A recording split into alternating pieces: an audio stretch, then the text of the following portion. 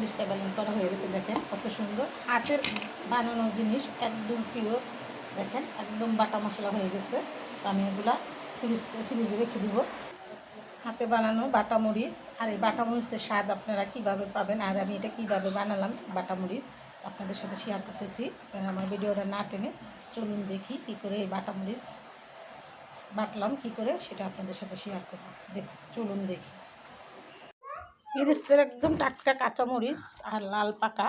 তো আমি সব সময় গৃহস্থের থেকে তরকারি যা আনি সব আনি। আর দেখেন মরিচগুলো একদম কারেন্ট মরিচ, অনেক ঝাল। আর আমি সবসময় কাঁচামরিচটাই বেশি খাই, তো তার জন্য নিয়ে আসলাম। আর এখন বর্ষার সিজনে এসে পড়তেছে, কাঁচামরিচের দাম অনেক বাইরে যাবে। তো আমি নিয়ে আসলাম এনে 1 কেজি কাঁচামরিচ আর আপনাদের সাথে শেয়ার করলাম।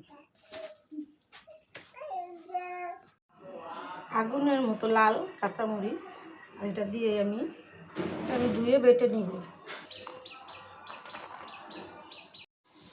লাল দিয়ে আলাদা করছি আর কাঁচাগুলো আলাদা করছি। এখানে লালগুলো আলাদা করছি আর কাঁচাগুলো আমি আলাদা করে নিছি। আর এটা সবসময় ভাজি ভুজিতে দেওয়ার জন্য আলাদা করছি। আর লালগুলো সিদ্ধ করে ব্লেন্ডার করে নিব।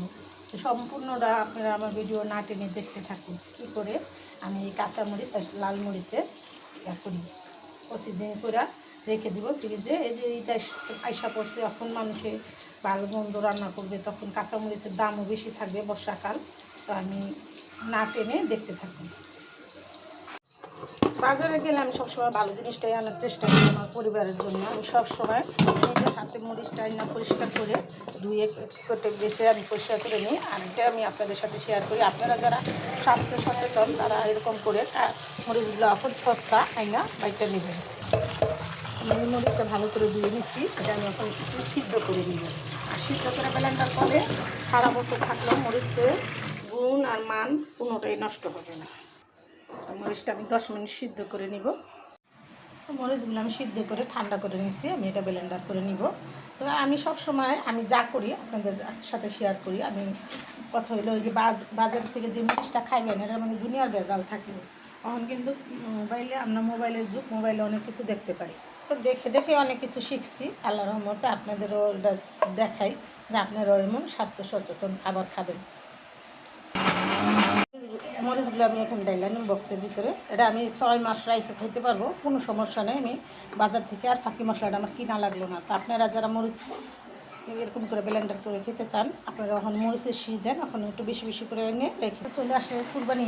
আপনারা এই ফাঁকি মশলা না খাইয়া এরকম করে মরিচ বাইটা নেবেন আর নিজের হাতে ফরমালিন মুক্ত খাবার খাবেন। আমি এই মরিচটা কীভাবে করলাম সম্পূর্ণ ভিডিওটা আপনাদের সাথে তুলে ধরছি। আপনারা আমার ভিডিওটা না টেনে দেখবেন। আর এরকম মরিচ আদা রসুন সব ব্লেন্ডার করে 6 মাস রেখে খেতে পারবেন, কোনো ভেজাল থাকবে না। তো আর ভিডিওটা বড় না করে আমি এখানে রেখে দিলাম। আসসালামু আলাইকুম।